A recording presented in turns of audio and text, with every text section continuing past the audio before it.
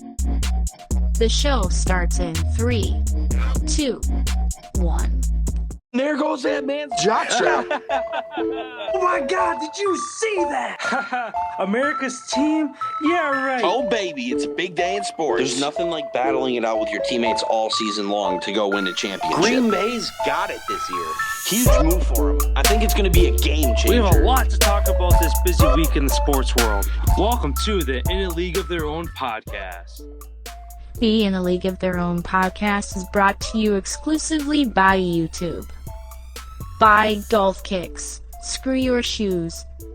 By Anchor, the easiest way to make a podcast. By Canadips, a CBD pouch crafted and manufactured in Humboldt, California. And by Streamer Loot. Check out the In a League of Their Own merch line today. Welcome to the show. Here are your hosts, Austin and Collin. Hello, everyone. Welcome to today's episode 105 of In a League of Their Own podcast. Today's interesting sports fact is about a 105-year-old man named Stanislaw Kowalski from Torun, Poland, who has 3 world records at the age of 105. He has the 100-meter dash at 34.5 seconds. He has the outdoor shot put record with 3 kilogram with 4.27 meter throw, and also the outdoor discus record with a 1 kilogram disc, 7.5 meters. All those were done on June 27th of 2015. Impressive. You said 4 kilogram shot put? 3 kilogram shot put? Mm-hmm. I'm trying to remember kilos to pounds. Kilo isn't it like 2.1 kilos to a pound? Or 2 something. Like 2.2. That's what it is. Mm-hmm. So is the So 6.6 pound ball at 105 years old.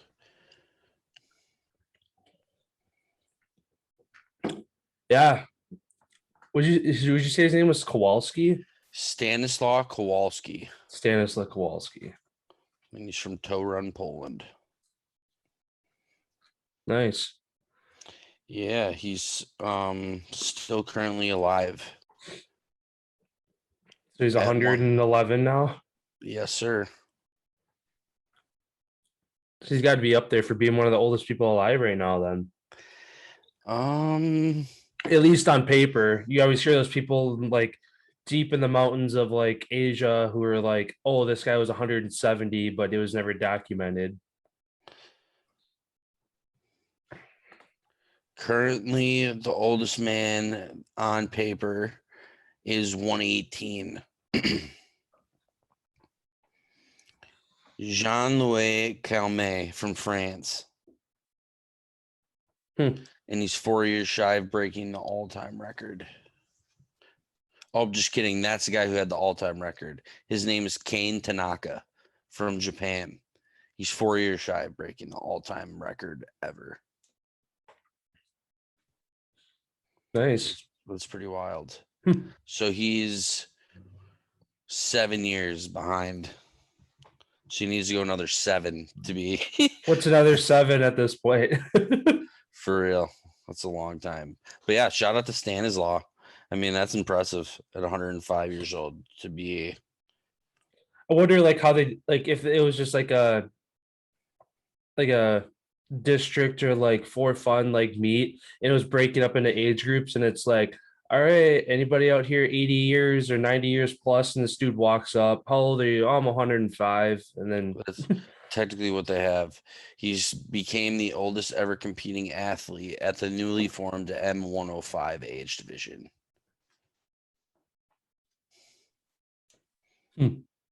Yeah. His title is a Polish super centenarian masters athlete is what he's called. that sounds cool, whatever that means. Yeah, it's pretty sweet. But yeah, shout out to Stanislaw.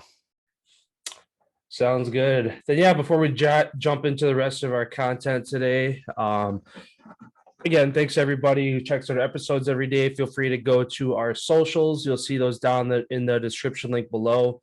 Instagram, TikTok, Twitter, all that good stuff. Usually keeping up on any news that happens outside of this hour window 3 times a week. For our audio episodes, check out Spotify, Google Podcasts, Apple Podcasts, anywhere associated with Anchor. You can find us there. 5-star rating helps us move up the charts. And as always, check out our merch store on streamerloot.co, also in the description link below. Hats, sweatshirts, stickers, mugs, all that good stuff. You can find that there. So appreciate it, everyone. Let's dive into our NFL news for the day. So I feel like we can start right off the bat with the Tennessee Titans steamrolling the Kansas City Chiefs 27-3. Patrick Mahomes now his last 19 games has 19 interceptions. He's got 9 this season, putting him tied with Zach Wilson atop of the leaderboard. What do you think the problem is? I mean, they obviously have all the pieces there. I know in the press conference after the game, Mahomes mentioned that, like, oh, we've been blessed that it's been all sunshine and rainbows without really any adversity to deal with since he's been on that team. I think they just got complacent and maybe either weren't planning ahead to when issues like this were going to come up, or just basically didn't have a backup plan as to, like, on the fly, like a Bill Belichick, who a guy who will come out at halftime and with a completely different game plan and put up 40 points in a half. I mean, Andy Reid is one of those guys who's been in the league a long time too, so he's definitely capable of it. But yeah, I think it just comes down to the fact that they've just been riding out how good things are going, and now that shit's hitting the fan, they're kind of in panic mode, trying to figure out what's wrong rather than, like I said, maybe they saw this coming or preseason or last year, whatever it might have been. But I mean, you still have Patrick Mahomes. You just gave the guy $500 million. That defense still has a lot of the pieces. They didn't really lose anybody. They beefed up their offensive line to make one of the best offensive lines in all the National Football League to protect Mahomes. He's the pass rush is still getting to him. I think Tennessee got to him quite a bit yesterday with, like, what was it, 12 quarterback hits, something like that.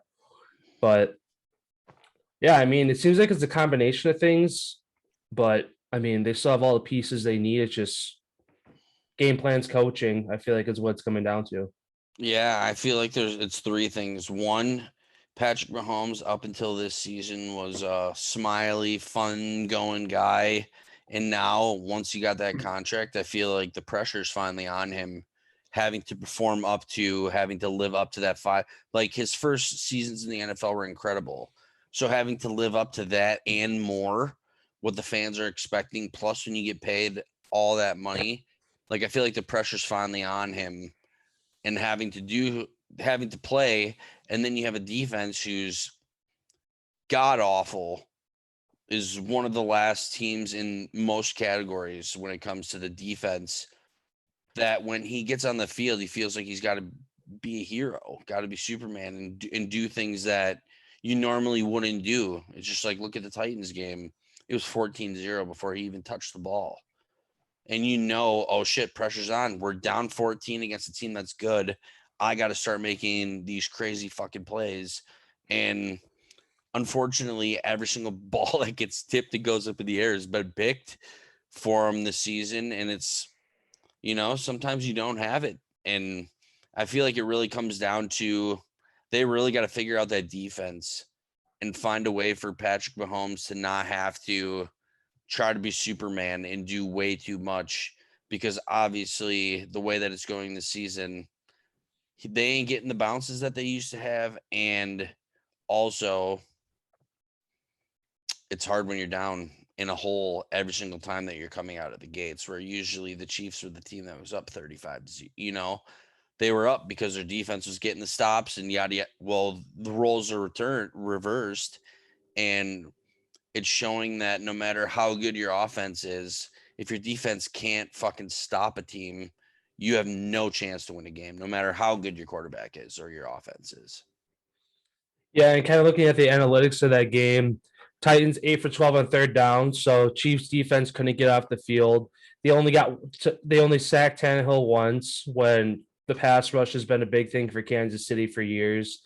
Penalties killed them 9 for 77 yards. And then they had 3 turnovers on the day as well on the offensive side. So again, it's weird kind of looking at these statistics and realizing, oh, the Chiefs are putting up these numbers. But then tip the hat to the Titans as well.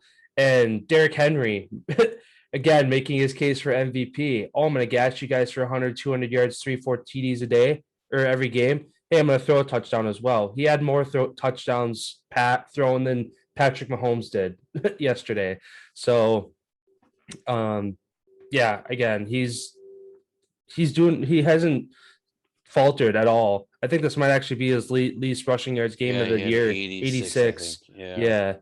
But well, and it's like every team that plays the Titans got to load the box, got to do whatever, got to stop him, which tipped the cap to them. They held him underneath 100 yards.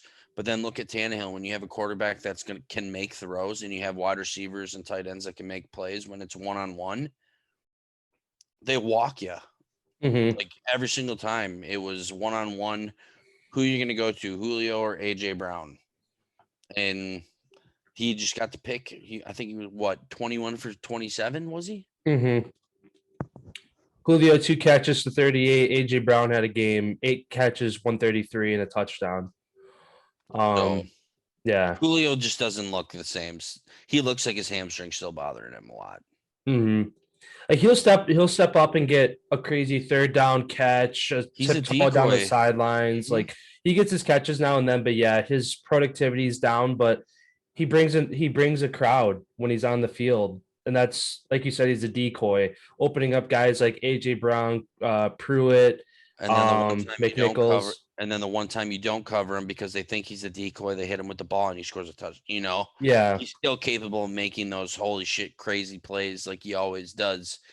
And it's just going to be one of these games whether he can get back fully healthy by taking it easy, not getting a lot of catches, or team's going to say, okay, we're not going to worry about him at all, and he has himself a day. Mm-hmm. That team is a force. Downing the Bills, downing the Chiefs. Who do they play next? Colts. Division matchup.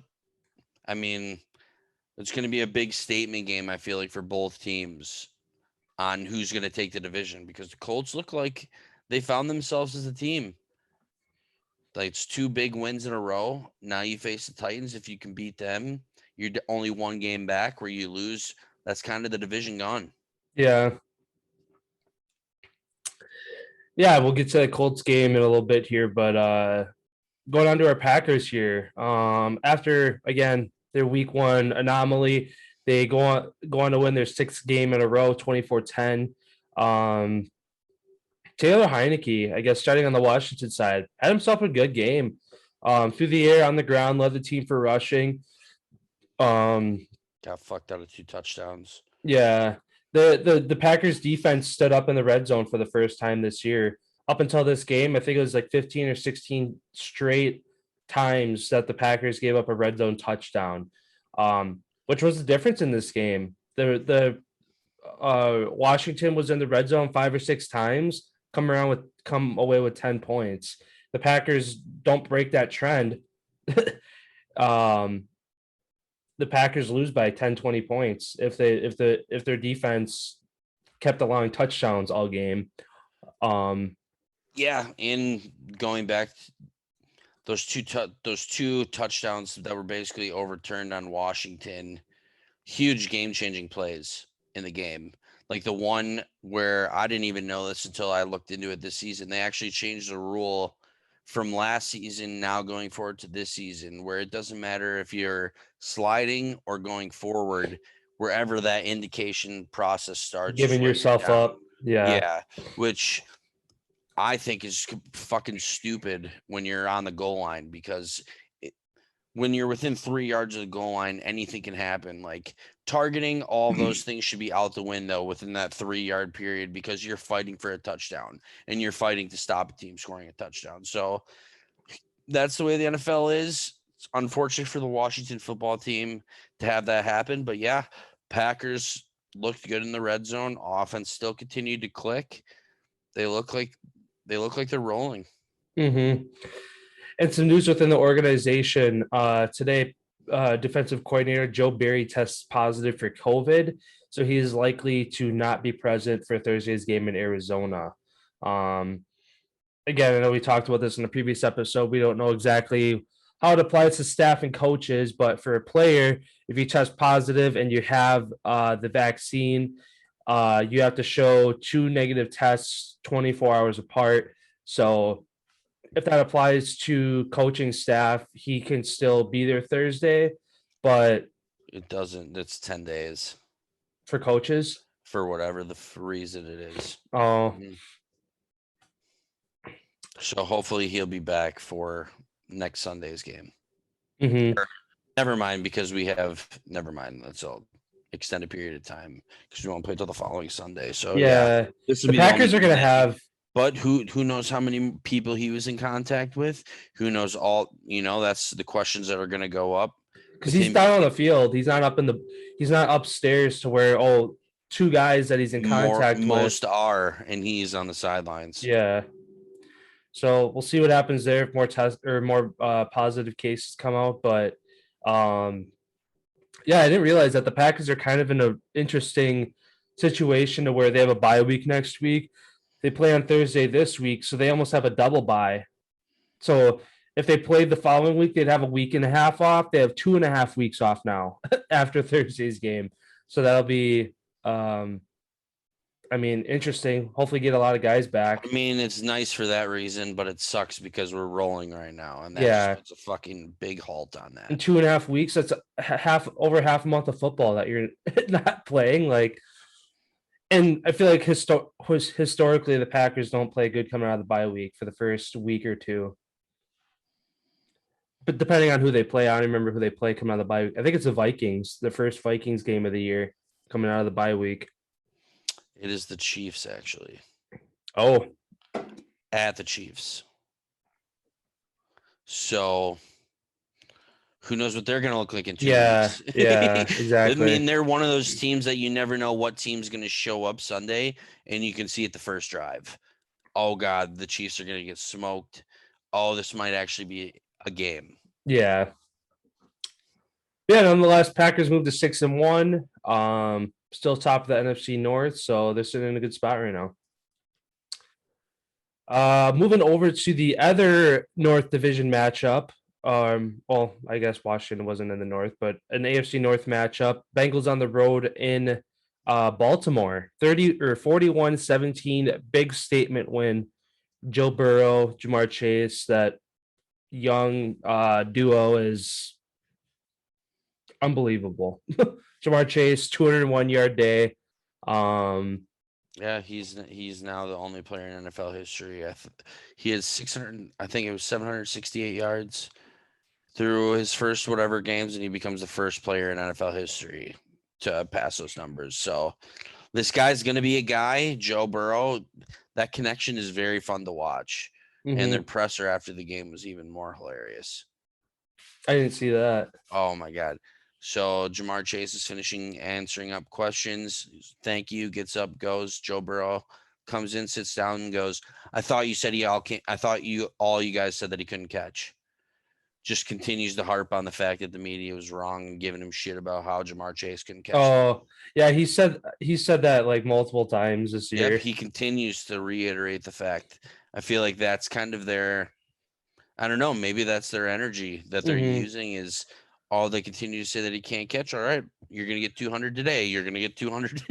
I know their mantra, or like, I guess their kind of their motivation for all year. I've seen on like their socials and like even in like press conferences and stuff I've heard say is why not us? I've seen that all over that Bengals team, which is true. Like, why not us? Yeah, we're young, but you look at their team top to bottom, they have an all-pro level person or all-pro level player on their line, in their backfield, under center, linebackers, secondary. Like, they have a guy at an all-pro level at every level of that team. So, yeah, now are top of the NFC North with beating Baltimore. They have the head-to-head over them. And the other side of the Ravens, I mean, Jackson had still a decent game, over almost 350 yards total through the air and on the ground, but only 17 points. It goes to show what we were talking about yesterday.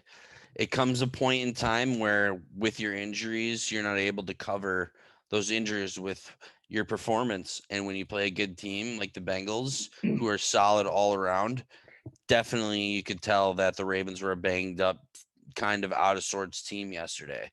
Mm-hmm. And you can tell with that Ravens backfield too. You have two names like Devontae Freeman, Le'Veon Bell.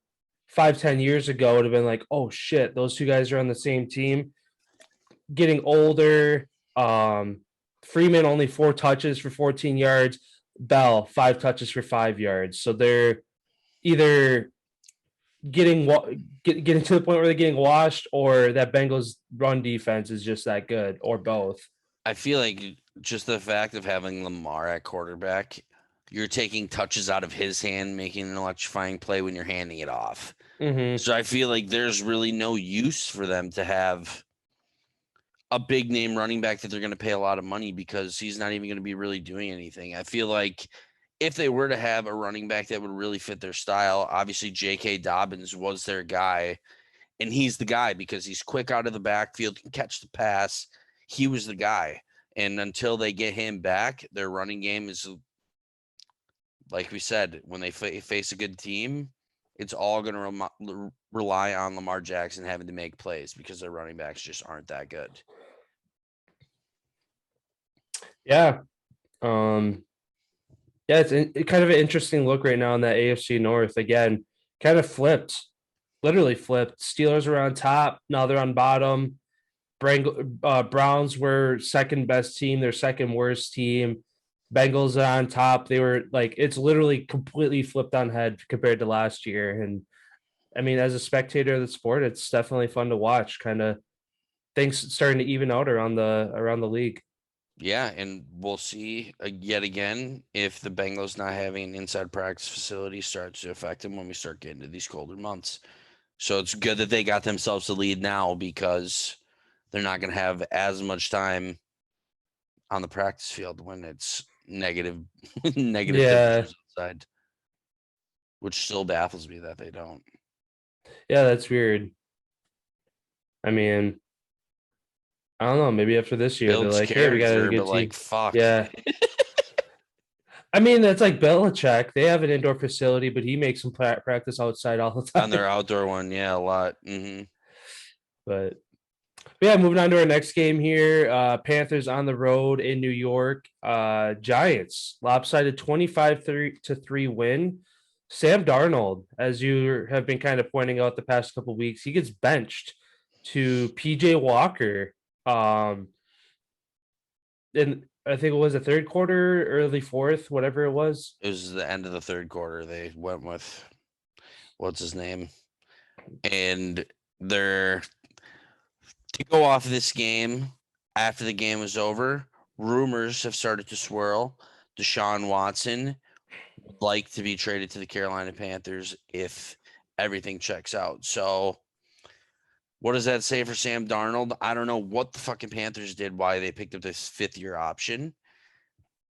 Like, I keep saying this again and again and again. He's a fucking shit quarterback.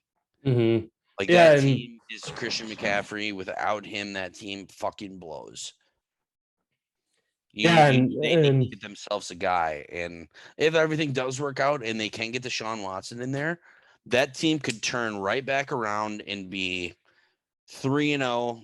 The Panthers, when they started the year, granted they played shitty teams, but they'd have a quarterback. Christian McCaffrey's coming back later in the season. That defense isn't all too bad, but they're going through exactly what the Chiefs are at this moment. Their defense fucking blows, and unfortunately, they don't have a quarterback. So this team, man, but shout out to the Giants. Great win. If they didn't get that win, the East was easily over with. Yeah, I mean, they're still sitting at 2-5. Washington at 2-5. Are the Eagles 2-5 or 3-3? 2-5, I believe, Okay. after the loss yesterday. Yep, 2-5. So there's a three-way tie. So it was huge for the And then Giants. the boys are on Dead top. last. Yep. Yeah, with the Watson rumors, he has a no trade clause in his contract in Houston. So he said, no, I don't want to go to Miami. So Miami was completely taken out of the mix. Carolina and Philly were the only other two teams. Seems like Philly kind of pulled back or pulled their hat or on their name out of the hat for this conversation. And like you were just saying, Carolina kind of seems like the top spot he's going to move. And the Texans, time and time again, say they're eminent about moving him before the November 2nd deadline, which is a week from today. So, or no, next Tuesday, I believe. Yeah. Yeah. 9 days. But yeah, we'll see if he gets moved. Again, the whole thing of him dealing with his off the field shit. He could be put on the exempt list. Who knows? But it'd be fun to see him go to this Carolina team and turn them around. Especially getting McCaffrey back. I think the Panthers, even if they do make the trade for him, I think once that does happen, exempt, he'll be thrown on that exempt list. So I don't think he'll even be able to play this season. But who knows for next year? Maybe this is just all right, Panthers, we're just going to lose every single game the rest of the way out. Maybe they move, that'd be tough. You might as well put McCaffrey on the season-ending injured list at that point too. And you might as well save everybody for next season because your team's basically a dumpster fire. Mm-hmm. I think the worst team in the football. Yeah, as of late, worse than the Lions. Yeah, as of late, the way they're playing, as a record, like if they didn't have their 3-0 start, then yeah, they'd be probably the worst team down there. But them and the Dolphins, who we're gonna get to right now. Falcons, big win, late ending field goal. That Dolphins team, man, is just they can't do anything and get I feel bad for Tua. I feel bad for that whole organization. Seems like every single coach that they've brought into that building is just fucking not knowing what to do with that team. Xavier Howard wants to be on the trading block. Yeah, this is another team who we're seeing completely be blown apart and almost wishing they never got rid of fucking Tannehill. That kind of ever since then, this team has been straight. And Fitzmagic, he carried them that one season, but outside of that, this team has been a straight flip of a coin every single day. You never know what you're gonna get, and I feel like they need to figure it out, starting with potentially getting a new head coach. And I don't even know who any of their wide receivers are, to be honest, off the top of my head. So they need to get Tua some people to throw the ball to if they want to even give this guy a fair chance. Mm-hmm. The only two worth mentioning, they got Jalen Waddle out of Alabama. He's a rookie this year. And then Mike Gesicki, who's at top 10, borderline top 5 tight end in the league. They had Will Fuller. He's either hurt or gone. They had Landry at one point. So they have had notable guys come in and out of that lineup. But yeah, Waddle and Gesicki, pulling up the stats, those are the two guys who led the team for receiving yards too. So again, the only two really worth mentioning. But yeah, going to Tua, it's great to see him back from his injury. 4 touchdowns on the day, his 2 picks. That's kind of your turning point in the game, those 2 turnovers. But nonetheless, 4 touchdown day, just shy of 300 yards. Defense couldn't get the stop at the end. You're playing with the lead. Falcons, short time, running out of timeouts, all that stuff. When you need your team to get a stop, don't let them get into field goal range. They can't get it done. And then on the flip side, Falcons stay relevant at 3-3 in that NFC South. Obviously still a couple games back from the Bucs for the division lead, but at 3-3, you stay 500. Wild card is still in the picture there. Again, Kyle Pitts had a big day, 7 for 163. Granted, Mhm. he didn't get a touchdown. And I do like this reinvented role for Cordell Patterson as a running back. It's kind of interesting how they use him with these pitches and tosses, how he's, hey, 60 yards on the ground and a touchdown. I'd say that's pretty freaking good. yeah, I mean, he's been a threat in the special teams, kick return, punt returns for a long time. If you can get this guy the ball in open field and he's got 2 or 3 guys coming at him and he can dissect, juke, figure out where he's got to get to, he's a perfect guy for that. So yeah, it's great to see that they figure it out. They got Mike Davis. He's going only. Is this his first? Is he a rookie or is this his second year now? Running back? Yeah, I think this is his second year. yeah. He's still developing. So yeah, to kind of keep the weight off his shoulders, Patterson got 14 carries, like you said, for 60 yards there. So kind of cool they're seeing him, or they're using him kind of as a Swiss Army knife role, rushing, receiving. I wouldn't be surprised if they pitch it to him and he throws it to somebody. Yeah. So, but yeah, Falcons go to 3-3. They're not out of it. A team that we might say out of it this year, Jets get rolled on 54-13 in New England. Zach Wilson goes out in the game after MRIs today. Sprained PCL, expected to be out 2 to 4 weeks. I thought it was 4 to 6. It just says 2 to 4 right here. Oh, okay. I didn't dig into it too far, and I haven't like checked other sources, but I just went off of what ESPN said. But Okay. but yeah, nonetheless, the rookie quarterback out. Mike White, whoever that is. I mean, hey, 200 yards on the Pats. I think he did a fucking 20 hell for of a job. 32. That's I think he did a hell of a job for stepping in, and nobody knowed who the fuck this guy is. He played for Western Kentucky, so clearly nobody really has anything about this guy. He was a 5th round pick. Hey, I think he stepped in and did a hell of a job.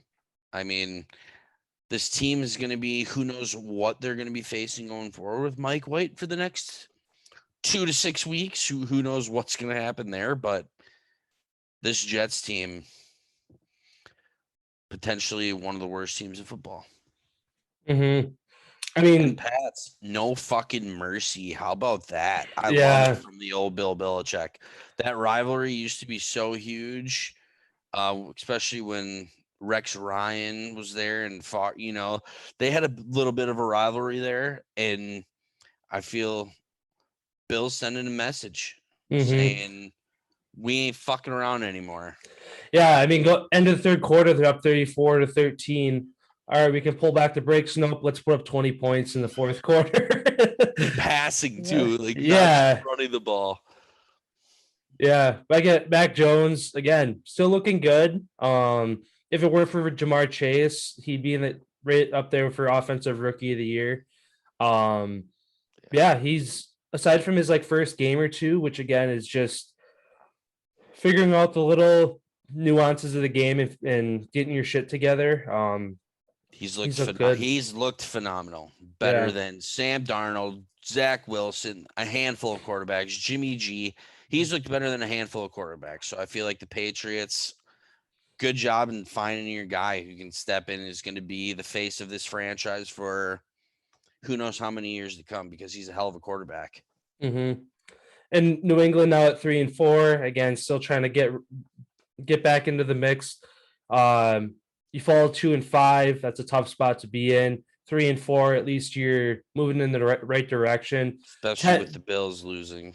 Yeah, with 10 games to go, I mean, fuck, you had 13-4. Like, that'd be a hell of a run, but it's doable. And a 13-4 record is pretty damn good. So, yeah, hats off to the Patriots in that one. And then going into our next game here, Eagles on the road in Vegas. Vegas moves to 2-0 with their interim head coach, 33-22.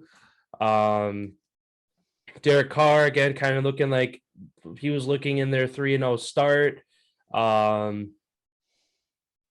the Kenyon Drake kind of stepped up. I know Joshua Jacobs, he went down in the game with a chest injury. Kenyon Drake steps up to kind of help put the game on ice. And they didn't have Darren Waller. Oh yeah, that's right. And they still, dude, that team's fucking rallying around this new head coach. And that's why I picked against them, because I thought that maybe it was just a 1 week thing, that maybe they rallied for 1 week. But no, this team looks like a brand new fired up team with this new head coach, and putting themselves atop of the division. It's in their control. It's in their control how they ride this thing out. And from what I've seen out of their last 2 games, really looking very, very well as a football team, I see them winning this division. I agree. And as I mentioned, Derek Carr kind of looking like his old self, setting or putting himself in the NFL record books, went 31 of 34. I think it was 92.6% efficiency, which is second best all time in a minimum 30 attempts. I think it was 91 or 92% efficiency, whatever that checks out at. But they get the win. On the flip side, Eagles fall to that 3-way tie in the NFC East. Hurts 2 touchdowns on the day, no picks. Which again is good. If that Eagles team is going to stay in the game, they got to minimize those turnovers. They don't have a run game, and they never got going. Like, they started 7-0. They looked really good on that first drive. Then they couldn't find anything because they had no run game, and then they go down fucking 30-7. And granted, they gave a fight, 15 points in the fourth quarter. Like I said, you can't get blanked for 2 quarters in a football game and expect to win in the NFL. Mm-hmm. And that's exactly what happened. They couldn't get some points, no run game. That's going to hurt your team. Shout out to the Raiders. And then moving over to the West Coast here, Lions visiting the Rams. Stafford, Goff trade places in the offseason, kind of a revenge game for Goff. Could jump out to a 10-0 lead first quarter, touchdown, onside kick, go put up a field goal, and then kind of did the opposite of what they've been doing all year. Usually they fall behind, turn it on the end. This game came out strong early and then had a 3-point second half. I mean, Jared Goff still on par for his same numbers, 2 picks on the day. You only lose by 9 points. Those 2 picks, you turn those into points, you could win that game. I mean, if anything, hats off to that Lions defense, only holding the Rams to 28. They've been high flying all year. Stafford still had his 334 yards, 3 touchdowns, but that run game they shut down really, really good. Henderson 15 touches for 45 yards. That's pretty good to hold them to only that. I mean, it sucks that they're always but did Ramsey have a pick 6? He just at the end of the game when the Lions were moving down to try to make a push, he had the pick in the end zone. How did they get their other touchdown? What do you? Because Stafford threw for 3, so that's 21 points. They have 0 rushing touchdowns, so I figured that defensively they would have had a touchdown. Kick returns? No. Yeah, the only. Yeah, Smoot and Ramsey are the only 2 people with turnovers that are credited for. And so maybe it was Smoot or Nick Scott with the interception. Must have been. But yeah, I know Ramsey's was in, like, he had to stretch out into the end zone and he picked it right at the end of the game, the last like 2 minutes or whatever. So yeah, it must have been the other guy then. I'm looking for. There's no like scoring plays breakdown. Actually, if I go on here, I'm curious now because I'm curious how that 4th touchdown happened.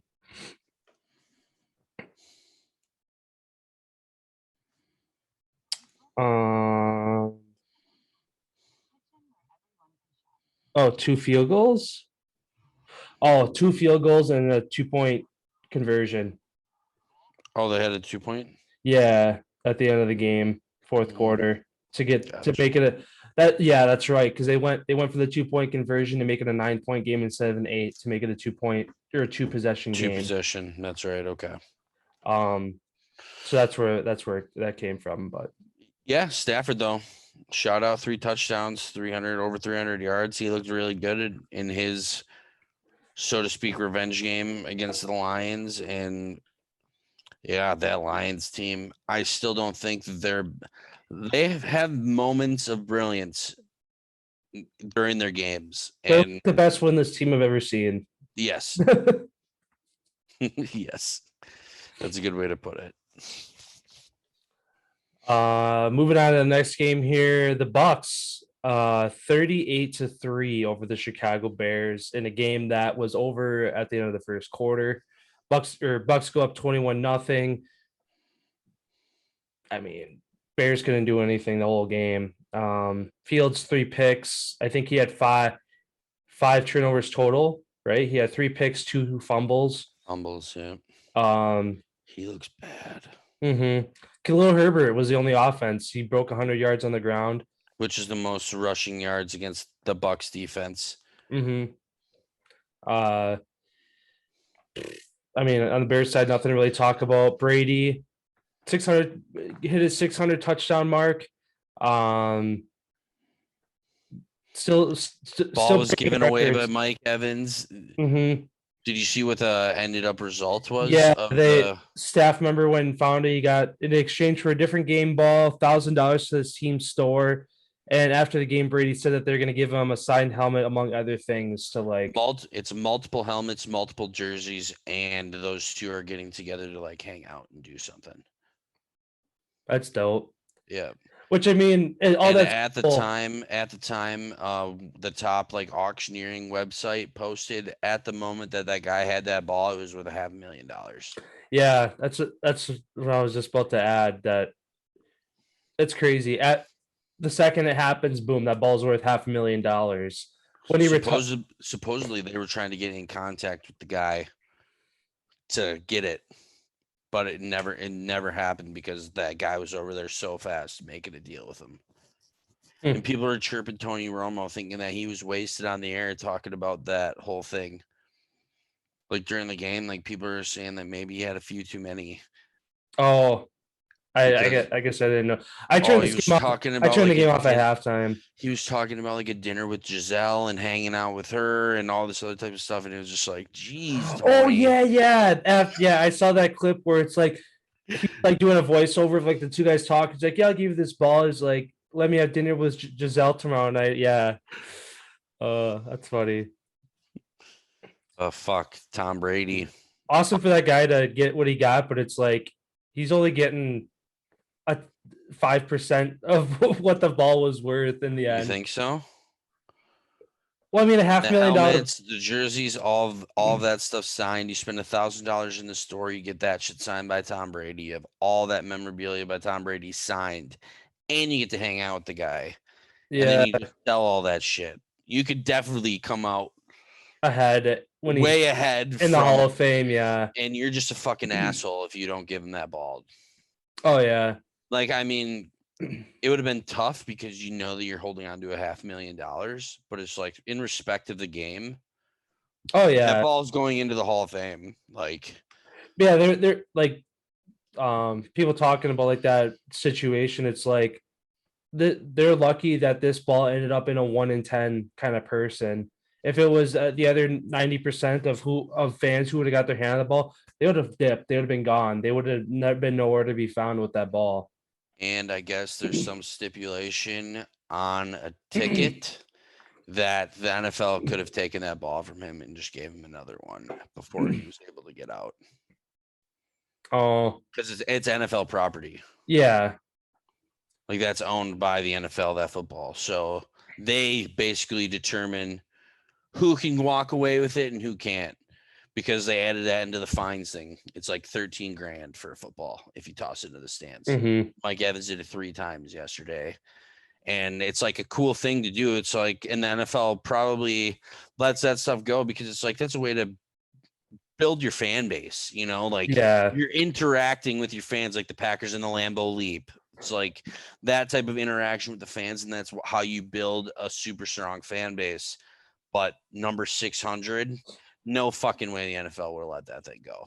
No. Like on the McAfee show, they were joking. They're just like, yeah, the guys just strolling out to the parking lot and little darts, dart them down, take the ball. Yeah. It's like there's no way the NFL would have let that thing get out of their sight. No.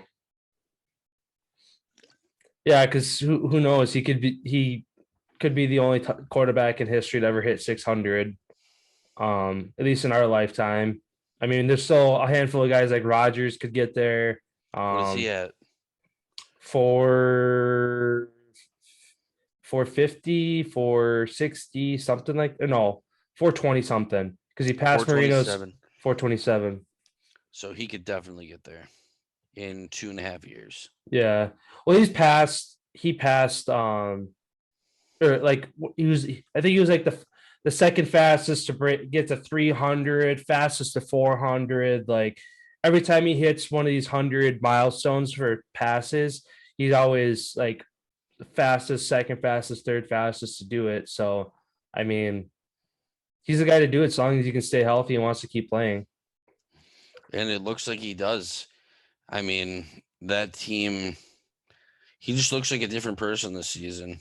Mm-hmm. Yeah, last year he kind of took that step into like again with his whole meditating and just kind of getting a different perspective on the game. It looks like this year he's even taken a notch above that of kind of dissecting. Seems like he's running more, like balls that he used to throw away on 3rd and long. He's running for 15, 20 yards. Like he's kind of getting back to his young self that he's realizing, oh, I've had these trends of throwing the ball away or doing this with it. I'm going to do something completely different. Takes the defense by surprise, and it's worked. Oh my God. He's got a lot of records. Rodgers? Yeah. Most consecutive seasons, passer rating over 100. He did it for 09 to 14. 5th highest postseason passer rating. First player in NFL history over 4,000 yards in each of their first 2 seasons. First player to have a 4-to-1 touchdown to interception ratio. First player to have a career passer rating over 100. Most seasons with 35 plus touchdown passes. And then only his ones with passes, only quarterback to throw 300 touchdowns before throwing 100 interceptions. Only quarterback to throw 400 before throwing 100 interceptions. Most consecutive passing attempts without an interception, 402. Most consecutive touchdown passes at home without an interception, including playoffs, 49.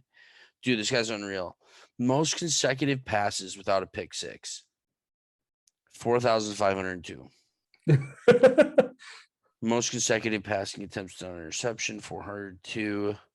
Fewest pick sixes per attempt. So every 5,905 balls Rodgers throws is a pick six. That's it every couple of years. Yeah. Holy shit. He's so incredible. Mm-hmm. I mean, on paper, he like only quarterback to have a pass rating over 120 multiple seasons. Like most seasons with an interception percentage below 1.5. 6. And that's his last 6.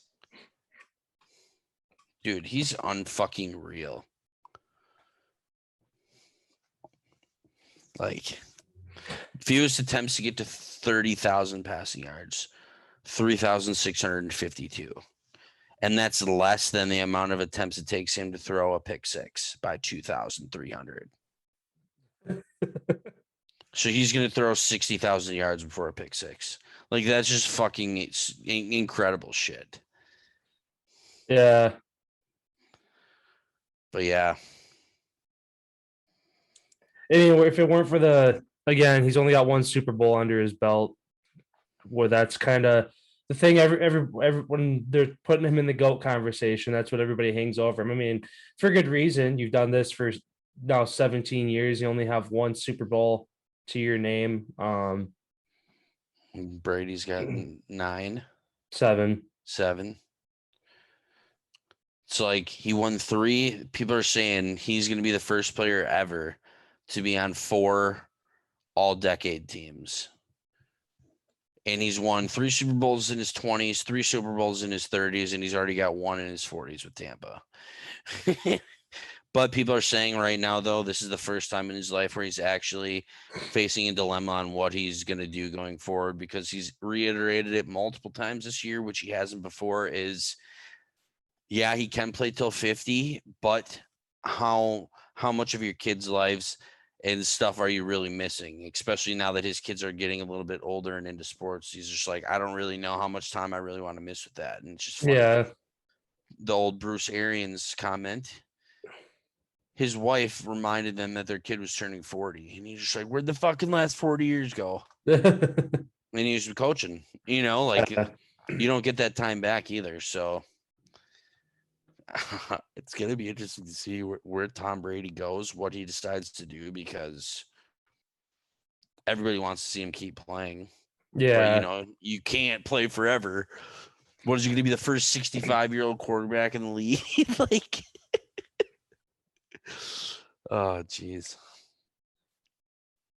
It's just fun watching him play now. Like, for hating him for so long, it's just like him going to Tampa, kind of like rebuilding who he is as a person, because it was like every New England player you hear nothing about, they're just blah, blah, blah. They're just a certain way. And now he's at Tampa. He's got his hat backwards, just fucking chilling. He seems like the most loose, fun, relaxed guy. And it's just so fun to watch him play. Yeah, it really is. Because he's so fucking good. Mm-hmm. Yeah, every time he goes on the field, it's like, oldest / highest number of this. Like, yeah, he's going to break 3 records this year as far as age. This one he broke against Justin Fields is the biggest age gap difference between starting quarterbacks. He broke it the first week with Wilson. Or no, Mac Jones. He broke it with Mac Jones, and then he just broke it with Justin Fields, and then he's going to break it with Zach Wilson if he's playing in week 17. So he's going to break 3 different age gap records with quarterbacks this season. It's fun to watch. Yeah. Yeah, they actually or no, have they played already? Who? The Bucks and Jets. They're not in the same division. Yeah, but I'm saying, have they played each other? No, they don't until 17. Oh. Yeah, because that was doesn't he share the same birthday as him? So he's like double his age to the day or something. I don't remember what it was. It was the graphic that I saw, but it was Zach Wilson's 5 months younger than Justin Fields. So like that's why it's another record. Oh. Yeah. Moving on to our next game here. Another team fun to watch. Cardinals beat the Texans 31-5. A game that started out kind of slow. First quarter ended, Texans up 2-0. They got a safety to start the game. And then did you see the play? No, I actually didn't. Kyler Murray ran out of the end zone. Like they did like a bootleg, and their guys that came down on him, he literally had nowhere to go. So he just ran out of bounds in the end zone. It was like a forced play out of bounds. Because you can't throw it away. You can't, at that point, you literally can't do anything unless you're going to hand them the ball and give them a touchdown. So you might as well give them the 2. Yeah. Yeah, I mean, Cardinals still look really good. JJ Watt, maybe we're just fucking better. Yeah. Yeah, I love seeing that video. Zach Ertz gets his first touchdown as a Cardinal. That was awesome on to see. National Tight Ends Day. Yeah, there was 9 tight ends. 9 that caught touchdowns. Caught touchdowns. Yeah, that was a big day for the tight ends. Yeah, I mean Cardinals again, stay perfect. Texans, dumpster fire. Um, and yeah, Green Bay goes to the desert on Thursday. We'll see how that game goes. As again, the Cardinals are in the toughest division in football, arguably. So I mean, they play tough game. They play 6 tough games every year, and then outside of that, Packers Cowboys are really the only 2 mentionable games aside from their division games of a chance to maybe lose one. But um, I don't know. Packers without Joe Barry, how they're gonna um, do that. I know they're still without a couple guys on the defensive side. They're still I trying think Bakhtiari is supposed to be back, though. I think. to, as well as Turner, the right tackle. He's supposed to be back as well. Yeah, they got guys coming back, but again, it's a short week. Luckily they stayed healthy. They didn't really lose anybody yesterday's game, so that's good. But Yeah, because they're flying out tomorrow. yeah, yeah, it's a short week. And like I said, they got 2.5 weeks before they play again. So we'll see how that goes. But yeah, wrapping up this game, Cardinals look good. Texans don't look good. And then their Sunday night game in the freaking bomb cyclone is what they called it. Like it was like a, I don't know, freaking tropical storm, cyclone, typhoon, like all the different terminologies, how they're literally different in one way. A cyclone hit San Francisco last night for that game. And I mean, if you like watching the ball roll around on the ground all game, this is a fun game to watch. Um, Yeah, big game, like you said, big statement game for the Colts to go into San Francisco. San Francisco, who started 2-0, looking like they're going to keep pacing the NFC West, lose 4 straight. Haven't won a game at home in like 400 some days. It's been over a year because they were 4-12 last year. So they again kind of looking like they're on pace for another 4-12 year. If they can't turn things around. And I know Kyle Shanahan after the game in the press conference was talking about just kind of like they're asking like what's going wrong and this and that. And even though Kyle Shanahan is one of the best minds in football, arguably with the different style offense that he runs, again being one of 3 teams in the NFL that run a true fullback, where usually you want to have 4 or 5 receivers in your formation every play. They have a fullback, which kind of throws a wrench in that. I don't know. Like I said, he's one of the best offensive minds in football, but could he be on the hot seat after this year? If you got all this firepower, you got all these great defensive players, you can't do anything with it for now the 3rd straight year after a Super Bowl No, appearance. I don't think Lynch is going to axe him by any means. I feel like he could be potentially on the hot seat coming next year when he has Trey Lance, the guy who he wanted in his position to run their offense. I feel like then potentially we could talk about hot seat, but this season, no, I don't see that coming. They're in a tough division. I think that division, there's only 2 real teams in that division, and I think that is the Cardinals and the Rams. I don't even think the Seahawks are in that conversation. Yeah, Colts statement win. Carson Wentz, 2 touchdowns, looked great. Had one on the ground as well. Jonathan Taylor, continue to feed him. He fucking has another big game, over 100 yards at the touchdown. Let's go Colts. Yeah, again, staying relevant in that AFC South.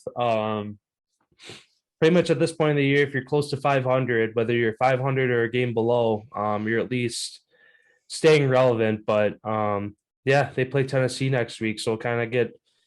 Is that the first time they play, or those two teams have played? I don't remember if they've already played this year. Who?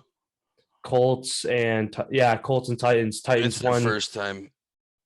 No, Titans won 25-16 4 or 5 weeks ago. Oh no shit! They already Yeah. played. So they're gonna have This their is even a bigger game than I thought. I thought this was their first matchup against them, so this is their only chance to steal a straight up head-to-head game on them as far as catching them in the division. Mm-hmm. I guess quick circling back to that Bears Bucks game. A piece of news. Head coach Matt Nagy announced that he tested positive for COVID as well. So it'd be interesting to see again that whole protocol of him being able to coach. They host the 49ers next Sunday. So I mean, again, the 49ers, they have all the pieces to win a game, but they haven't found a way to do it. So could be an easy win for the Bears, or if the 49ers figure it out, it could go the other way. Yeah. And then going into tonight's game, then kind of talking about the NFC West. Seahawks host the Saints Monday Night Football. Saints 3-2, coming off a bye week. Hawks at 2-4. What are your your takeaways that you're looking from this game?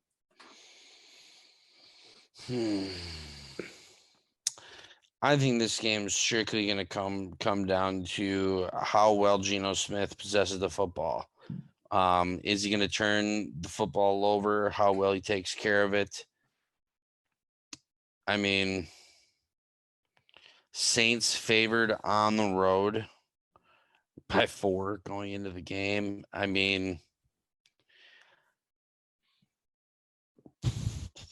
I don't know. You never know what Jameis Winston you're going to see. We've kind of seen that with the Saints team all season long so far. Is one game they've played great, the next game they've laid a dud. One game they've played great, the next game they've laid a shitter.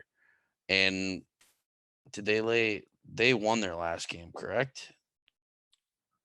Was it No, they lost New to Giants England? in overtime. So Yep. they're on a 3-game. Oh, they beat the Washington last week. But I don't know. I think the Hawks win this game. I know that was my upset pick when we talked about this on the Friday's episode. Sticking with it. I feel like the Seahawks are going to get it done. Geno Smith's going to protect the ball. And as far as me saying Jameis was going to win MVP this season, can't believe that even crossed my mind. I mean, through week 2, it was still in the balance. It looked like it was still possible, but yeah, I mean, even because Matthew Stafford is my preseason, he's still in it. He's on the bubble, kind of like. I mean, the top is Kyler Murray and Derrick Henry are kind of the 2 names that are tossed back and forth. But Josh Allen, Aaron Rodgers, and Tom Brady are the 5 that I've heard. Yeah. And then Matthew Stafford's kind of that 5th/6th guy outside looking in right now, which, I mean, you never know. It's early in the season. It's kind of the next, really 2 or 3 weeks are where you start to see it boil down to there's 5-6 guys in the conversation right now. It's going to boil down to 2 or 3 in the next couple weeks because either injuries are going to happen, a team's going to go on a skid so they become less relevant, or Lamar Jackson, he's another one too that's been kind of Joe Burrow's been in there as well. Mm-hmm. But yeah, Tom Brady's definitely the runaway favorite right now with 21 touchdowns, 3 picks, and he also leads in yards. Him and Derrick Henry are the front 2 definite runners right now, as what they're both doing this season is just insane what we're seeing. Mm-hmm. I mean, I guess if Kyler Murray can continue to do what he does, if not step it up a little bit more, if he can lead them to a perfect season, it's hard not to give him the tip of the cap. All right, you've led your team to a perfect year. You do it on the ground and through the air. But the defense is a big part of that too, you know. Yeah, that's really true.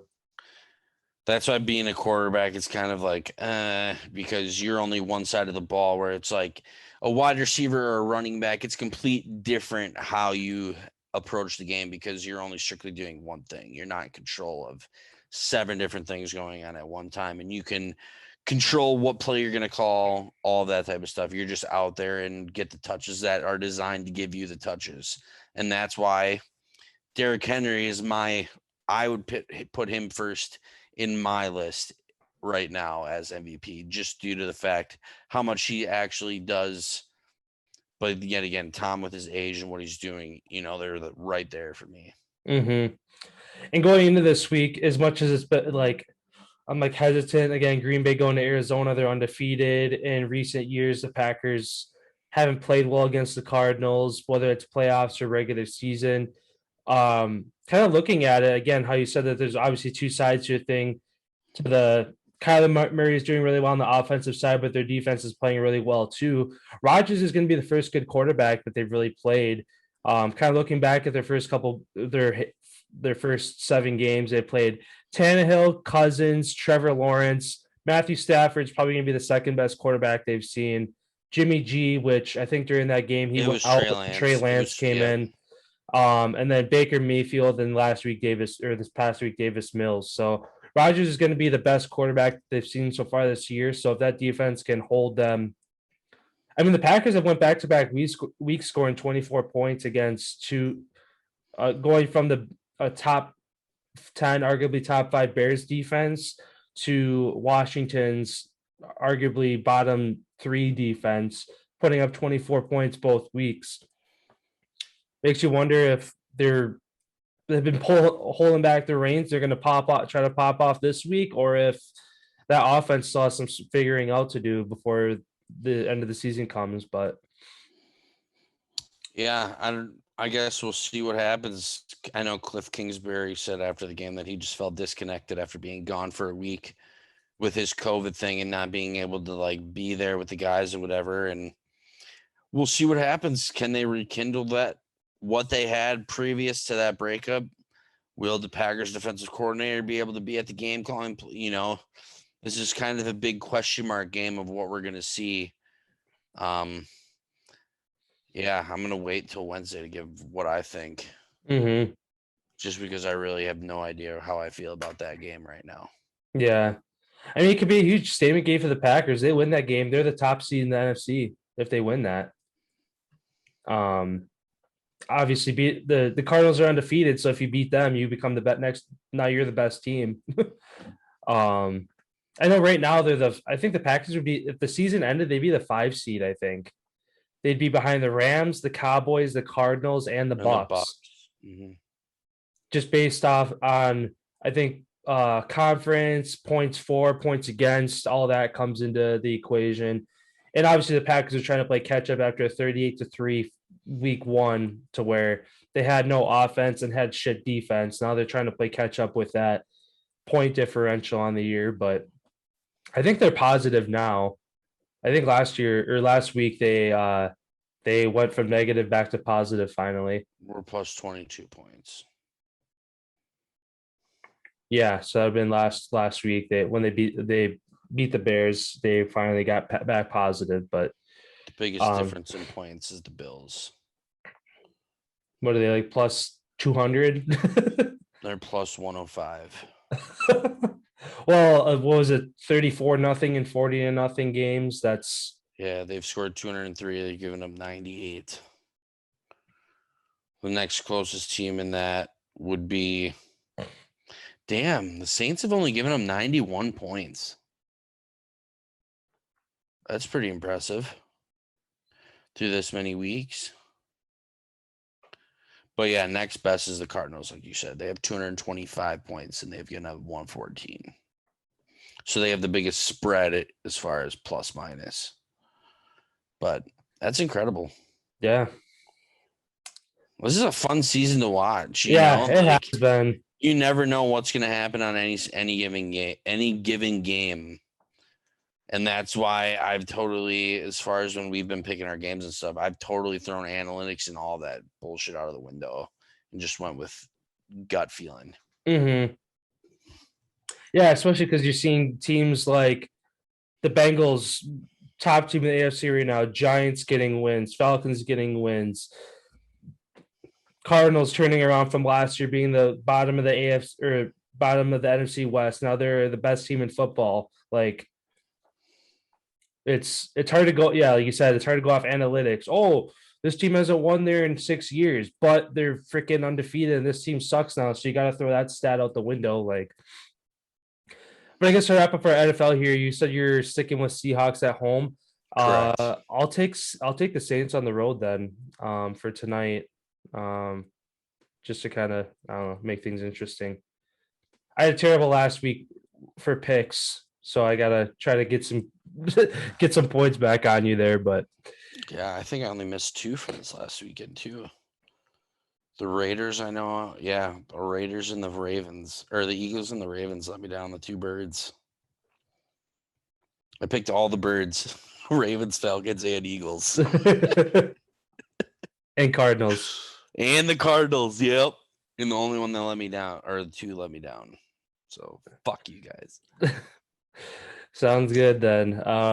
Moving into our NBA talk here. Couple headlines. Warriors off to a perfect start. 3-0 as Curry's playing lights out. Obviously, it's only been 4 games played between all these teams, but I mean, he looks like an MVP coming out the gates. Bucks bounce back. Wow, a lot of B's there. Bucks bounce back in San Antonio, moved to 2-1 on the year. A place that they haven't won in 4 years. Kind of doing like analytics into that game. Bucks haven't won in San Antonio since the 2017 season, which they only play since it's a cross conference. San Antonio plays in Milwaukee. Milwaukee plays in San Antonio once a year. They only share 2 games, so it's not like there's a ton of games played, but still, they break that trend. Despite wanting to start, KD in a presser says he's confident they can go the distance without Kyrie, as they're looking to try to get their feet under them. Yeah, did you hear also what happened during that game? I guess there were thousands and thousands of people outside the arena protesting right outside the arena for Kyrie to play during the game. Where is he right now? Is he live in California or Florida? Where's he hanging out? Lives in New York. He lives in New York. Oh, okay. I'm sure he's got multiple houses. Yeah. But I'd imagine he's still living in New York, just waiting for the call. Or waiting for the governor to fucking change the stupid ass fucking rule, because it doesn't help anybody. It doesn't change anything that you put that in effect. So I don't know. It's a stalemate right now. Yeah. Another hot start, along with the Warriors, the Hornets off to a 3-0 start as they had a 16-point win over the Nets yesterday. LaMelo's the real deal. Yeah. I mean, that Hornets team is super young, so if they can have this kind of success out the gates, they're only going to mesh more. They're going to I mean, really, their season fell apart last year when LaMelo broke his wrist or his hand, whatever that was. And still won Rookie of the Year on top of it after he missed the last quarter of the year. And then aren't the Bucks undefeated, or the Bulls, excuse me, still undefeated? Yeah, Bulls undefeated. They're 3-0 as well. They fucking look unbelievable. That team looks unbelievable. Yeah, what do they call him? LaBalzac? I don't remember. Because it's Caruso, Ball, and DeRozan. Yeah, LaMelo or what's his name? The oldest Ball. LaMelo? No. Lonzo. So yeah, LaBalzac. Lonzo, Ball, or DeBalzac. What the fuck? I don't know. I've seen it before. DeRozan, Ball, Caruso. Yeah, DeBalzac. I don't know. It's goofy, but 3-0 looking like, I mean, obviously Chicago Bulls haven't seen a start like that in a while, so it's cool to see that again. Where the fuck is Ion? He I think foot surgery. He's missing the start of the year. People are saying that he's over 300 pounds now. I mean, he was like 280, 290. So if he's, you gotta lose weight, son, not gain that when you're jumping like that. Like, your career is gonna be so short. Mm-hmm. Yeah, but I mean, if he hasn't played and he's getting a little lazy, it's easy to put on 10, 20 pounds in a short amount of time if you're not out on the court. Yeah, the last thing I had to mention here was the Carmelo Anthony comes off the bench, leading the team 28 yesterday to give the Lakers their first win on the year. I guess that whole situation, a lot of vets, even some younger stars. It's very early, but is there cause for concern having that much firepower and having this slow of a start for that team? Only concern for this team is how much time you're going to give Russell Westbrook the ball in his hands. That is the only. He had 9 turnovers last night. He fucking looked atrocious. After their game 1 loss, LeBron said how they were going to give him more time of possession. Turns out over the last game, Westbrook had 29% time with the ball in his hand. Davis and Anthony were around 24, 23, and LeBron was 4th on that list. That's not a recipe to win a game, having Russell Westbrook having the ball in his hands more than arguably one of the greatest players and passers of the basketball that we've seen in the game in LeBron. That's what I said. That's the only concern I see on that team is Russell going to help this team, or is he going to continue to be a turnover machine and really hurt this team? Because he really doesn't play defense. Yeah. And I guess same question for Brooklyn. A lot of firepower, again, still without Kyrie. They're set 1 and 2 as well. What's kind of the pieces that they need to put together to try to make a run in the East again? Obviously, it really hurts not having a true point guard on your team running the floor. I think they'll be fine, though. I think they just need to readjust. Obviously, not having your point guard on your team and having to deal with that just a few days really before the opening of the season and finding out that you're going to be without him for an extended period of time. I'm sure that organization has made some changes within to kind of not have to worry about it. If he shows up, he shows up. If he doesn't, we have a plan and we're prepared to play without him. I think this team will come around. Just the one thing that hasn't been going their way, though, is James Harden. Now that they've changed the calls that they're calling as far as fouls, he's not getting his leaning into people called as much as he has previously. So obviously him being one of the greatest free throw shooters we've seen in the game, not getting those easy free throws, making it to the line 30 times a game. It's going to be interesting to see how that team now shakes out, but he's still looking good. That team still looks good. But early in the season is where you really separate yourself or you become one of the pack chasing the top. So I don't know, same for like the Bucks. We got to find a way to continue to keep stringing some wins together and not fall and be a part of the pack that's chasing for the 6, 7, 8 spot or the 5, I feel like with all the NBA shaking up, with all these younger kids coming into it, it's becoming more evenly a little bit balanced as far as how many teams can win games and whatnot. And it just makes it more competitive as having to win every single regular season game. And it's not 4 teams already clinched and it's Christmas. Yeah. Well, especially last year, how it was, even though the 76ers were the 1 seed, it was Bucks Nets. Who's going to go the distance this year? Celtics, again, if they can stay healthy, they're good. The Hornets off to 3-0 start. The Heat, they get Lowry. They're right there. Philly's right there again. Yeah. Nets, Bucks, Bulls. You got, instead of it being, okay, these 1 or 2 teams are going to go the distance out of the East, there's really 5 to 8 that are like, okay, all these teams look good early on. So, which again is fun as a spectator of the sport. Again, going back to the NFL, that gap of 3 good teams at the top, these 3 teams suck. It's now these 5, 6 teams are good. There's only 2 teams that suck, and everybody else is in the mix. So, I don't know if you had any other NBA points to throw out there. Just kind of rattled off some score or some starts, but just the one thing that I have is Michael Jordan's game-worn rookie sneakers sell for a record $1.47 million at auction. So. If you want to be like Mike, throw those shoes on. Yeah, geez. Makes you wonder if like people just like have this shit fucking like in a temperature controlled glass case in their basement and just like 20, 30 years later, pull them out. All right, let's see how much these fuckers are worth. Yeah, memorabilia is a real sketchy game because you could have, it's just like I heard Pat McAfee was talking about it. Like one of the balls that he had some guy brought up to him and said, you were on the field holding this while Vinatieri kicked this. Like, and he looked at it, he's like, yep, this is actually an official game ball. Looked at it, is like, nope, this is definitely not a ball that we'd be kicking on the field. And he told the guy straight up, he's just like, this ball wasn't kicked, but it could have been a game ball on the field while it was kicked. But how you word things and whatever, it's like, yeah, it technically is a game ball, but it's not really a game ball because it wasn't even used. Mm-hmm.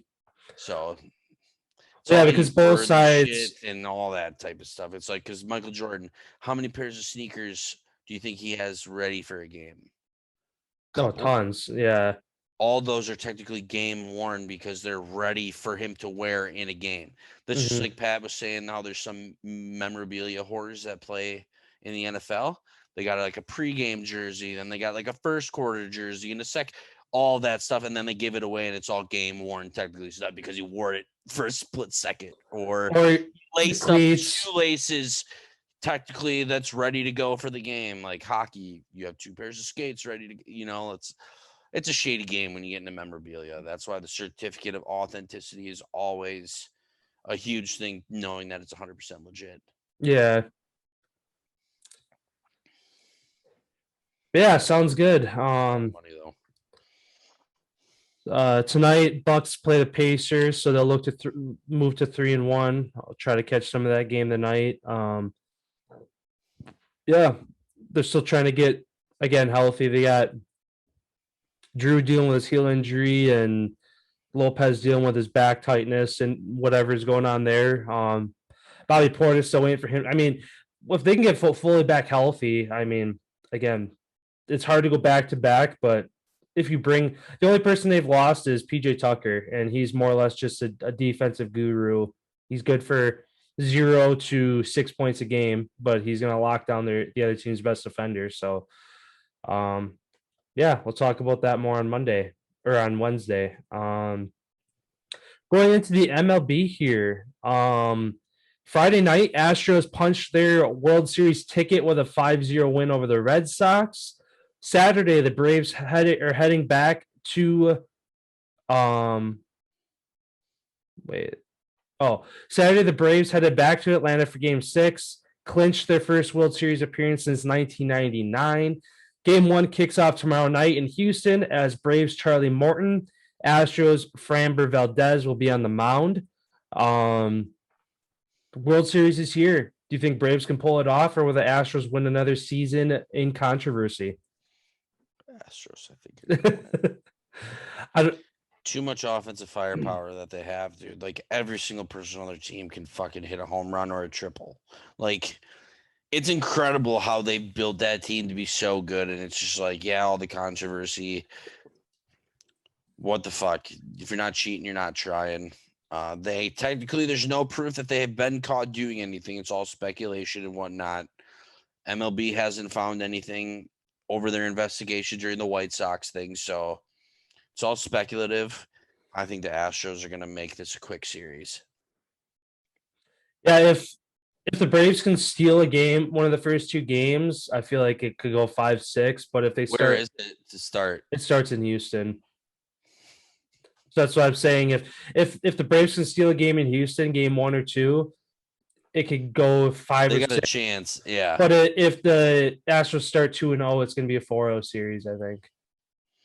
It's tough because both teams have pitching. Houston's obviously way better at hitting and fielding, everything else.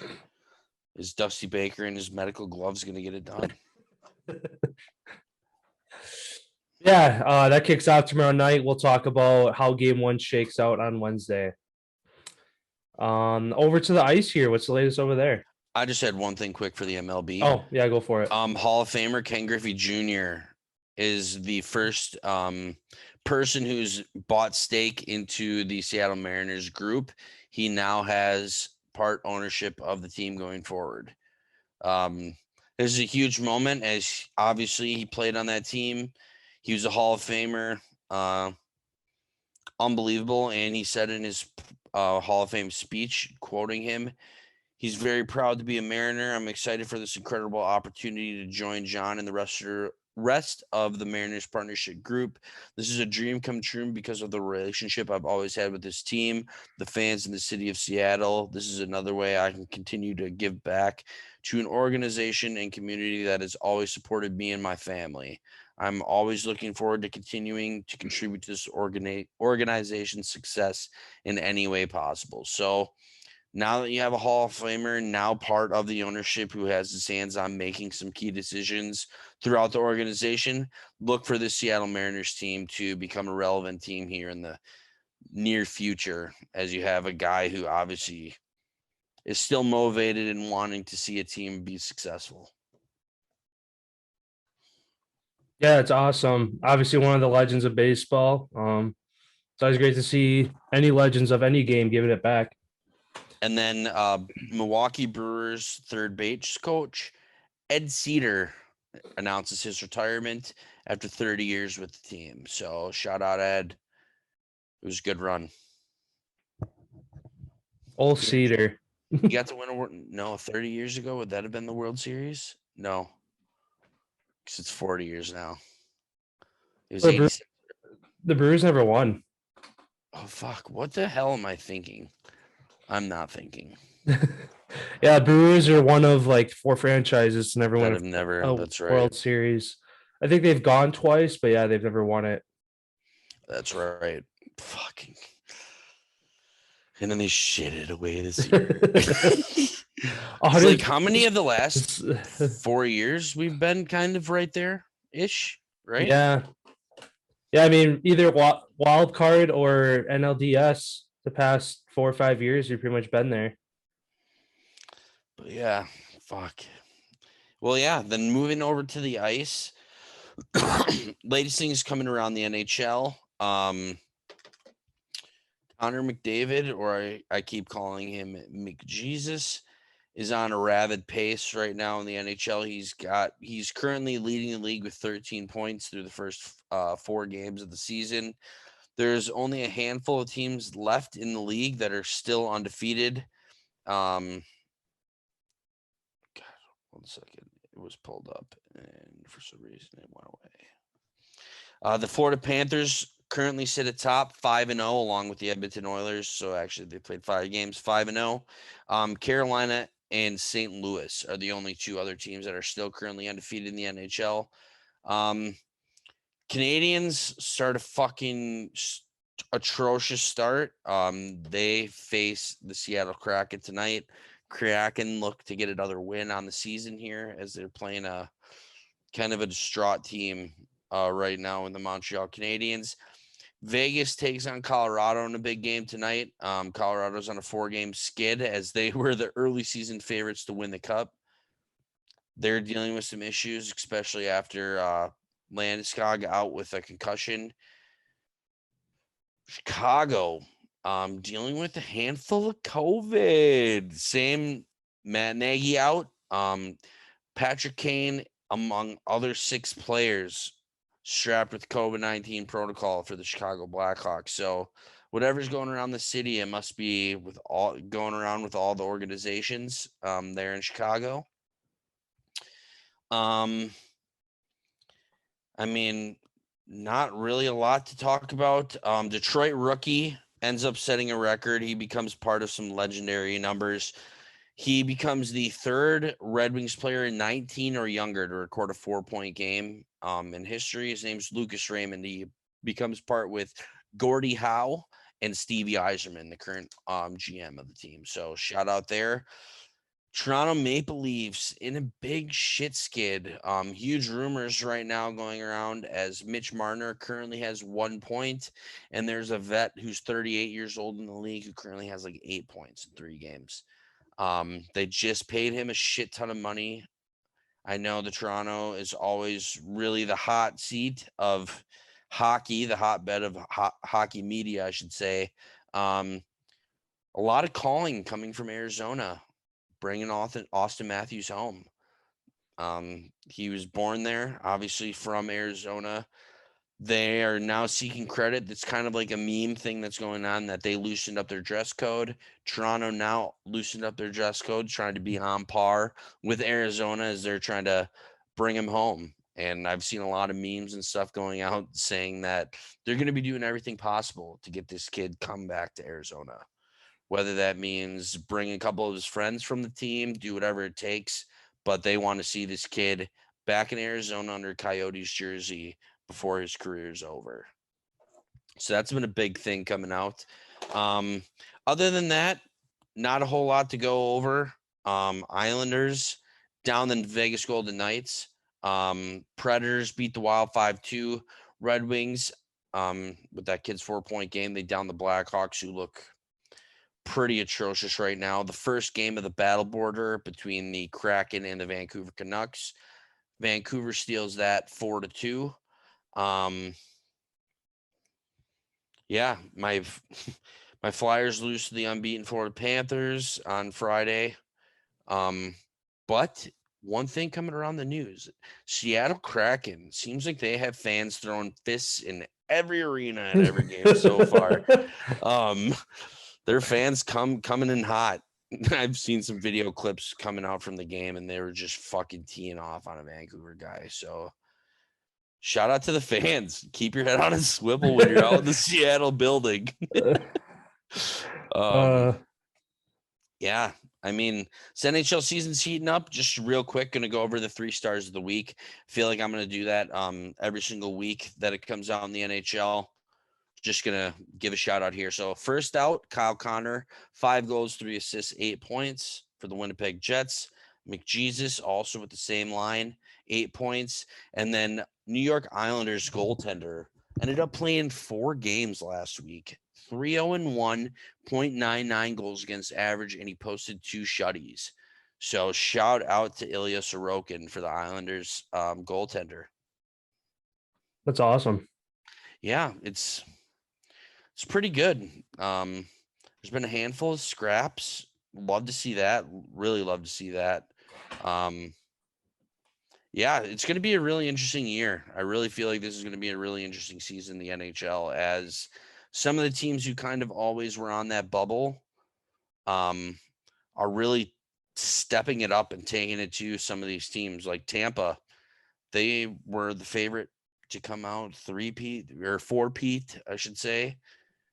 No, 3-peat. They're in a big hole right now. They're 3rd from last in the Atlantic Division right now. Not knowing what to do with Kucherov. How are they going to pick somebody up to fill that role? Detroit Red Wings, 2nd in the Atlantic, a team who was dead last in the league the last 2 years. They really turned it around. Buffalo Sabres right behind them above the Bruins. And it's like people couldn't see that coming this early on. And I'm looking at the Metro. My Flyers are in dead fucking last. They're dead last. Who's top of the Metro? Top of the Metro is the Rangers right now. They're 4-1. Carolina's 4-0. Pittsburgh's 3-0-2. Capitals are 3-0-2. Islanders are 3-2-1. Devils are 3-1. Jackets are 3-2. And then my Flyers are 2-1-1. They can't be going into overtime. We're going to be fucking needing these regulation wins if we want to. Granted, we're only 4 points back in 2 games. So if we win our 2 games, we'll be right there, right back up there. But we can't be having these games going to overtime. And I can't wait till Wednesday. I get to see McJesus live in action. Well, not there, but get to see him live on television as Oilers host the Flyers. And their first, I don't know.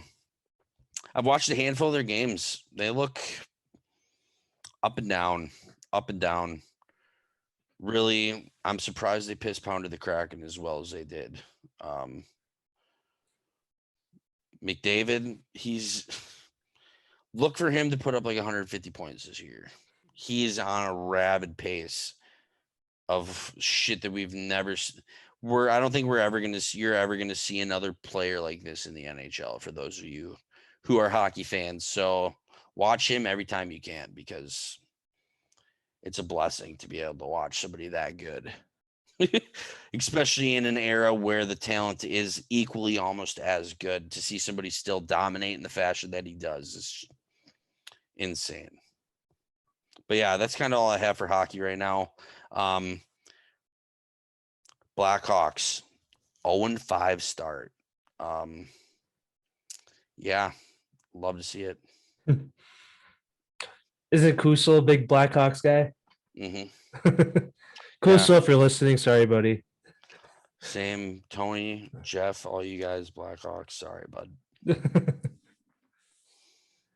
All right. Wrapping things up here, kind of with some college football talk. Our Badgers, some life again in the Big Ten West after beating 25 Purdue 30-13. Wisconsin will host Iowa next week, and then the last 4 weeks are all against unranked teams: Rutgers, Northwestern, Nebraska, and Minnesota. The unranked Minnesota is currently 5-2, so they're kind of quietly having a good year. That's for Paul Bunyan's Axe to end the year, so that should hopefully be a good game there. But yeah, if Wisconsin can get it done, maybe we'll see them back in the top 25, beating is Iowa number 9, I think now. Well, the rankings don't come out until I think they're like 7:00 tonight when they have their big top 25 show on ESPN where they go through. They're all out already. They're all updated. Oh, so when do they have their show then? They don't. That's just at the end of the year when they go through the like college football rankings. I watched it with Kirk Herbstreit already this year. Oh, I watched it on that must be Sunday nights then, because yeah, it's if you go from week, look at this last week's games and then go to next week, you'll see, because like Penn State, they were 7 and now they're 20, and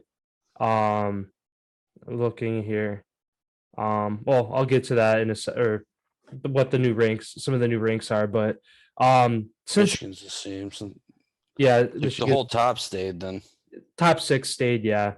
Which is yeah, Cincinnati stays at 2. They keep the perfect season alive in their closest finish. They beat Navy 27-20, so only a 1 possession game there.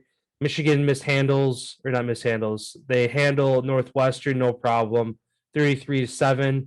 And then Illinois throws a wrench in the Big Ten ranks, upsetting Penn State on the road 20-18 in 9 overtimes.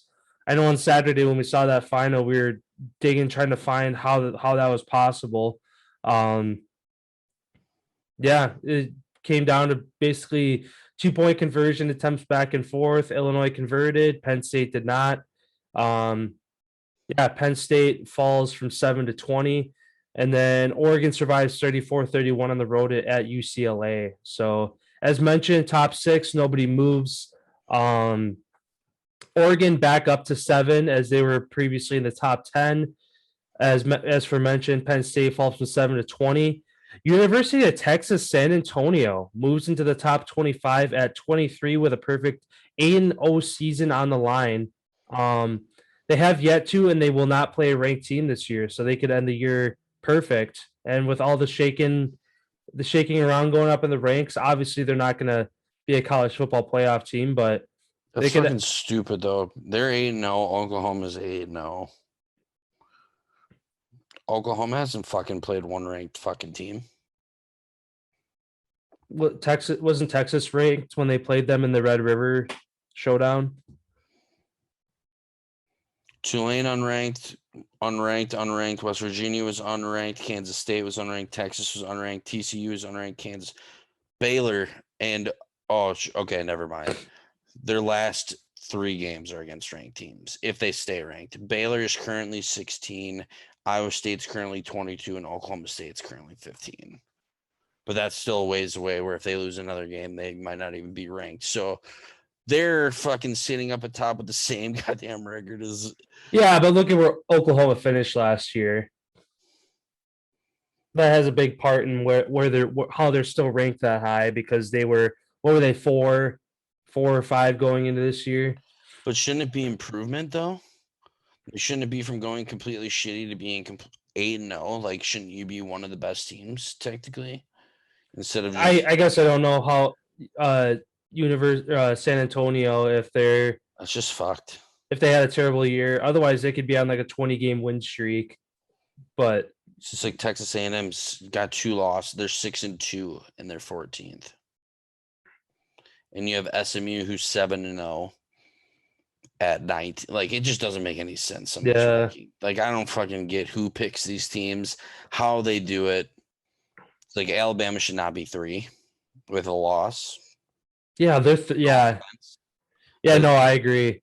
Well, they were what were they 5 or 6 last week, and now with Iowa losing to The top 6 stayed. They were 3 last week. Well, yeah, I was saying like 2 weeks ago how Iowa was 2 and they fall out. So that's the only what reason moved them back up. Mm-hmm. That's the only reason Alabama's back in the top is because Iowa lost. But that still doesn't make sense because right behind them, they're 7-1. Oklahoma's 8-0. Michigan is 7-0. Michigan State is 7-0. Wake Forest is 7-0. Those are teams that are actually undefeated that are still right there as very good, who are all outside the top 5 or top 5. Yeah. It's just fucking Alabama, dude. Yeah. What's going to be fun this week is Michigan State. So that's going to throw a wrench into things of who's going to get the win there. Michigan. The only chance is losing the SEC championship. Alabama's? Yeah.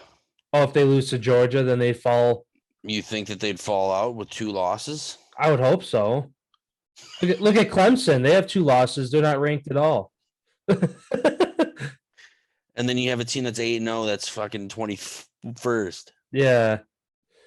Yeah, I never understood how the ranks go of. Yeah, it doesn't make sense. And then Coastal Carolina, they were 12? They lost, now they're 24. They're 6-1. So like how come they're not above other teams that are 2 losses? No idea. Yeah. Shit's rigged. I mean, it has to be in some ways because it's like how do you sit down at that table of this committee that does it and like what's their thought process? What's their terminology of this 6-2 team is ranked higher than an 8-0 team, or supposedly there's like 150 people that watch all these games and have their opinion. Is just like, yeah, my ass. Yeah, well, because it comes down to like votes. Because it's always there's like probably 4 people that actually fucking have a decision. Yeah. And what they say, that's all that matters. Because like when they release a list, it's always like who is number 1. They had 50 of the 100 some votes for number 1 or whatever. So they are number 1 this week. It's like, I don't know. Yeah. Cincinnati's still hanging in there. Yeah. Oh, it's gonna be interesting if obviously they're good, but it's like, are they good to stick with Georgia if it comes to a Georgia-Cincinnati like playoff? Which they wouldn't, if Georgia stays 1 and Cincinnati stays 2, they wouldn't play each other until the championship if they make it, because it's 1-4 versus 4-2 versus 3 for the semifinal. But yeah, we will see. Yeah, that's all I had for today. I don't know if you had any other points to add. No, I didn't have anything else to update anything else on. So thanks everyone for stopping by. We appreciate all the love and support. Big game tonight. Oh, just kidding. News came out for the NFL. Los Angeles Rams are trading linebacker Kenny Young to the Denver Broncos.